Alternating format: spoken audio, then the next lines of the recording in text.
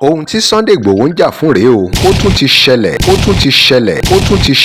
àwọn agbébọn tún ti jí arákùnrin oníṣòwò kan gbé àti òṣìṣẹ́ rẹ̀ nílùú Jẹ̀bà ní Mòró local government ní ìpínlẹ̀ Kwara.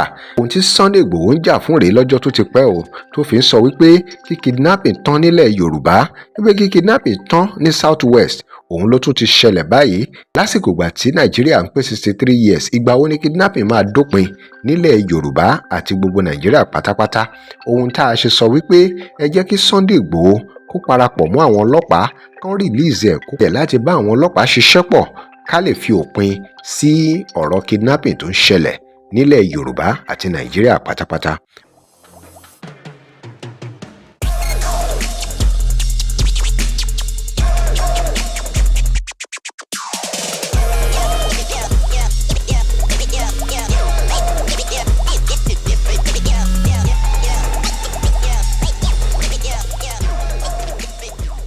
Welcome to Digi Naija, where we bring you the latest stories. Remember to like, share, and follow us. The incident concerning the kidnap of a businessman at Moro local government, Jẹ̀bà, Kwara State, according to what was gathered, occurred 10:30 p.m. on Sunday when they were about to drive in their residence. Sikiru Boshere, who deals in charcoals, which he exports to other countries, was taken away by the government along with his worker identified as Philemon.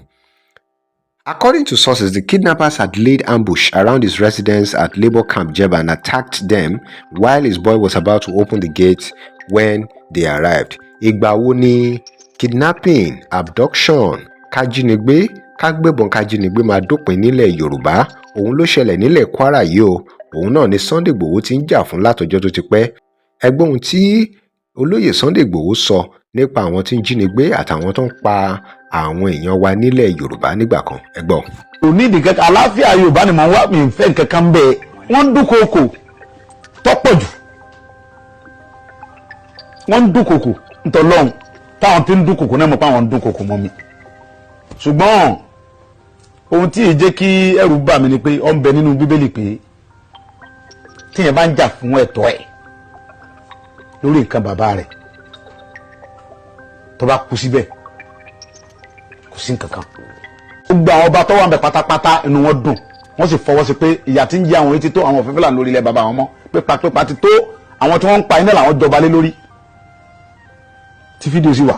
àwọn ọba gan ni wọ́n ń pè mí pé ìyà tí ń jẹ àwọn yìí ti tó, àwọn tí wọ́n ń pa àwọn ọmọ àwọn tó ń pa yìí lọ́jọ́ ọ̀la àwọn náà làwọn sì jọba lé lórí.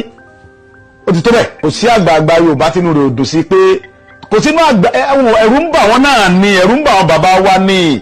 inú tí wọn náà dùn bí wọ́n ṣe ń pa wá bí Fúlàní ṣe ń jí wa gbé tán gbowó lálá lọ́wọ́ inú wọn ò dùn, ṣùgbọ́n ẹ̀rù ń bà wọ́n kán bá àmọ́ yọ wọ́n nípò bí tí wọ́n. tó òun lẹ ti gbọ́ yẹn o, kí àwọn ọlọ́pàá wa ẹ jẹ́ kí wọ́n ṣiṣẹ́ tó múnádóko. ní láàánú pé security ó ti di nǹkan nílẹ̀ wa, nílẹ̀ Yorùbá àti bẹ́ẹ̀ bẹ́ẹ̀ lọ. tẹ́ bá rántí ní ibi àwọn ọ̀sẹ̀ mélòó kan sẹ́yìn, àwọn bíi 9 kan ni àwọn gunmen, àwọn ajínigbé, àwọn agbébọn ni wọ́n pa ní Plateau. nígbà kan náà ní Ondo, àwọn about 25 church members ni wọ́n kidnap. ìgbà kan náà ni wọ́n gbé retired army general ní Imo State. ẹ̀rí pó gbẹnu tán, ẹ̀rí pó lékenkà. ohun tí olóyè Sunday Igboho ń sọ rèé o, wípé fi ká fòpin sí kájínigbé nílẹ̀ wa, nílẹ̀ Yorùbá, kí gbogbo ohun tó ń rùn kó tán nílẹ̀. Drop your comments. Remember to follow us for more stories. Like, comment, and share. This is Digi Naija. Thanks for watching. Bye for now.